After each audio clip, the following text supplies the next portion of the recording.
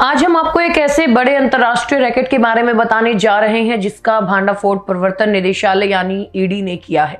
ये रैकेट पंचकुला से चल रहा था, जहां फर्जी कॉल सेंटर के जरिए अमेरिकी नागरिकों से ठगी की जाती थी और फिर हवाला के माध्यम से करोड़ों का काला धन भारत लाया जाता था। ईडी ने इस पूरे खेल के मास्टरमाइंड को गिरफ्तार कर लिया है। आइए जानते हैं कि कैसे चलता था ये पूरा मनी लॉन्ड्रिंग का खेल। नमस्कार, आप देख रहे हैं हरिभूमि टीवी। पंचकुला के आईटी पार्क यानी सेक्टर 22 में चल रहे फर्जी टेक्निकल सपोर्ट कॉल सेंटर के पीछे सक्रिय मनी लॉन्ड्रिंग रैकेट के मुख्य आरोपी महेश चंद्रशेखर सेट्टे को ईडी ने गिरफ्तार कर लिया है। ये गिरफ्तारी prevention of money laundering act 2002 के तहत हुई। ईडी के अनुसार शेट्टर ने अपराध से अर्जित की श्री गुरु तेग बहादुर साहिब के 350वें शहीदी दिवस को समर्पित पंजाब सरकार की श्रद्धा और सत्कार से भरपूर पहल पंजाब के 23 जिलों में गुरु साहिब के जीवन और बलिदान को दर्शाते light and sound show Srinagar, Gurdaspur, Faridkot और तख्त श्री दमदमा साहिब, तलवंडी साबो से अनंतपुर साहिब तक 4 महान नगर कीर्तन तथा 23, 24 और 25 नवम्बर को अनंतपुर साहिब में होने वाले भव्य समागमों में मुख्यमंत्री सरदार भगवंत सिंह जी मान की ओर से सभी को नतमस्तक होने का हार्दिक अनुरोध। आइए अपनी अटूट श्रद्धा और सत्कार के साथ इन समागमों का हिस्सा बनी। गई कमाई को हवाला नेटवर्क के जरिए भारत लाकर कई खातों में डाला और मनी लॉन्ड्रिंग की। 29 नवंबर को गिरफ्तार किए जाने के बाद पंचकुला की स्पेशल पीएमएलए कोर्ट ने मामले की गंभीरता को देखकर आरोपी को 7 दिनों की ईडी कस्टडी में भेज दिया है ताकि पूरे नेटवर्क की विस्तृत जांच हो सके। जांच में सामने आया है कि आरोपी महेश सेट्टे और उसके साथी बिना किसी कानूनी अनुमति के आईटी पार्क में कॉल सेंटर चला रहे थे और अमेरिकी नागरिकों को निशाना बना रहे थे।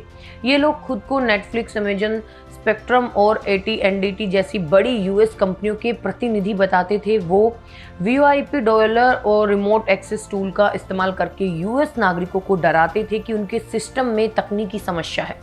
इसके बहाने वो उनसे 100 से लेकर 5000 अमेरिकी डॉलर तक की मोटी रकम ठगते थे। ठगी की गई राशि को वसूलने के लिए आरोपी कई डिजिटल और गैर कानूनी माध्यमों का इस्तेमाल करते थे। ईडी के मुताबिक राशि को जेल, रेमिटली, बिटकॉइन और कैश ऐप, गिफ्ट कार्ड जैसे माध्यमों से वसूला जाता था।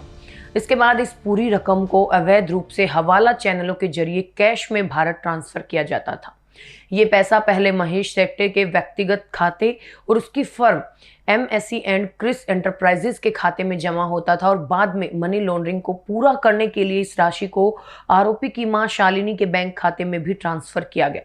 इस अवैध कमाई का इस्तेमाल बाद में प्रॉपर्टी, कार और निजी खर्चों के लिए किया गया, जिसमें सुरभि दुहन, ऋषभ दुहन और राहुल छोकर की भूमिका भी सामने आई। इस अंतर्राष्ट्रीय रैकेट की शुरुआत में पंचकुला पुलिस ने 20 अगस्त 2025 की रात को आईटी पार्क में छापा मारा था।